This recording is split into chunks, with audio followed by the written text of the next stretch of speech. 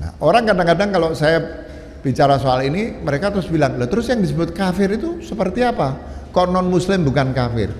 Contoh yang jelas yang diberikan pada oleh Al-Quran itu kekafiran orang-orang kafir Quraisy.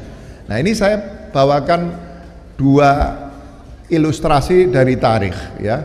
Misalnya diceritakan oleh Ibn Hisham di dalam sirahnya di bawah subbab alladzina istama'u ila qiraatin nabi. Itu mungkin sebagian sudah pernah dengar. Ini menyangkut 3 orang, satu Abu Sufyan, Abu Jahal dan Akhnaf ibn Syuraiq. 3 orang tokoh Quraisy ini digambarkan di dalam tarikh. Mereka suka keluar dari kota Makkah menuju luar kota Makkah, tempat kalau istilahnya sekarang itu night club, tempat mereka minum-minum, main perempuan. Nah, suatu kali Abu Jahal keluar mau menuju kota Makkah, kemudian dia mendengar suara orang membaca sesuatu. Kok kelihatannya menarik? Ternyata setelah mereka lacak, suara yang menarik itu datang dari rumahnya Muhammad Rasulullah Shallallahu Alaihi Wasallam. Kemudian mereka mendekati rumah Nabi Muhammad. Terus Abu Sufyan mendekati rumah Nabi Muhammad, kemudian meletakkan telinganya di dinding rumah Nabi Muhammad. Tertarik pada saat itu Rasulullah sedang membaca Al-Quran. Dan tanpa sadar mereka Abu Jahal meletakkan telinganya di dinding rumah Rasulullah sampai tiba-tiba pagi datang. Jadi berjam-jam. Begitu mereka itu tertarik oleh bacaan Al-Qur'annya Rasulullah. Dia kaget ketika hari mulai terang, dia menoleh kanan kiri takut orang melihat. Pas menjauh dari rumah Nabi Muhammad, dia ketemu dengan Abu Sufyan dan Akhnaf ibn Syuraiq yang ternyata sama-sama meletakkan telinganya di sisi-sisi rumah Rasulullah karena mendengar bacaan Al-Quran Rasulullah. Ketika ketemu itu mereka kaget. Kamu dari mana? Kamu dari mana? Ternyata ketiganya habis menempelkan berjam-jam telinganya mendengarkan Rasulullah membaca Al-Quran. Terus mereka bilang, wah, ini kalau sampai orang tahu bahwa kita berjam-jam terpesona oleh bacaan Al-Qurannya Muhammad, apa kata orang itu? Katanya, mari kita berjanji mulai sekarang kita nggak akan melakukan hal itu lagi.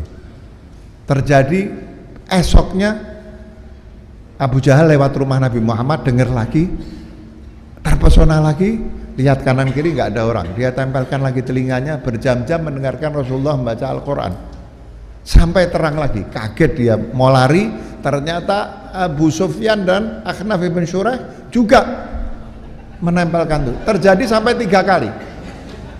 Terjadi sampai 3 kali dan mereka akhirnya berjanji betul-betul nggak boleh sejak saat itu mereka mendengarkan Al-Quran di rumah Nabi Muhammad dan akhirnya mereka berhenti. Nah, itu satu petunjuk bahwa sebetulnya mereka itu tahu, yakin dan merasakan kebenaran wahyu yang dibawa oleh Rasulullah SAW. Kenapa mereka tolak? Ya, kenapa mereka tolak? Nah, ini yang ini yang akan saya sampaikan ya. Ini kenapa yang saya sebut kafir itu orang yang sudah yakin akan kebenaran dan kemudian menolak karena alasan lain. Nah, kita tahu bahwa kota Makkah itu kalau dari segi sumber daya alam tuh nggak ada sama sekali. Sampai sebagian orang mengatakan asal kata kota Makkah itu katanya Bakkah. Ya, orang yang datang ke situ karena sulitnya ekonomi, bukan sulitnya ekonomi, sulitnya berusaha. Itu sampai mereka menangis meskipun ada versi lain dari asal muasal kata Makkah itu. Nah, tapi Makkah itu punya Ka'bah. Ka'bah ini selalu didatangi oleh para kafilah, itu yang di dalam surat li'ila fi Quraisyin ila fihim rihlatas syifai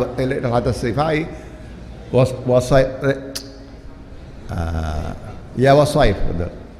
Ini karena saya berangkat bangun jam 4 pagi, ini acara ketiga. Jadi kalau siang tadi baterai sudah turun, ini sekarang bukan baterai, otak sudah nggak bisa diajak kompromi.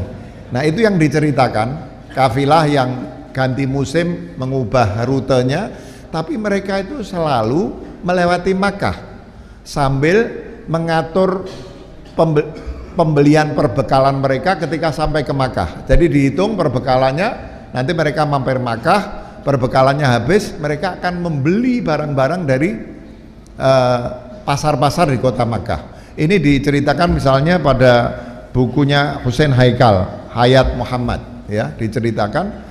Dan bukan itu saja, kota Makkah itu menjadi pusat wisata pada waktu itu karena adanya Ka'bah dan adanya berhala-berhala di dalam Ka'bah, ya.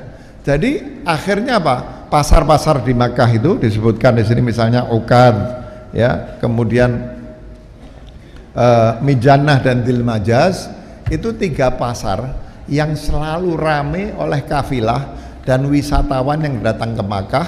Kemudian terjadilah perdagangan di situ, ya. Seperti Singapura. Singapura itu nggak punya sumber daya alam, tapi dia pusat perdagangan. Jadi ekonomi kota Makkah itu maju, dan yang mengambil manfaat dari majunya ekonomi kota Makkah itu adalah pimpinan-pimpinan orang Quraisy di situ, termasuk Abu Sufyan, Abu Jahal, Abu Lahab dan lain sebagainya, ya.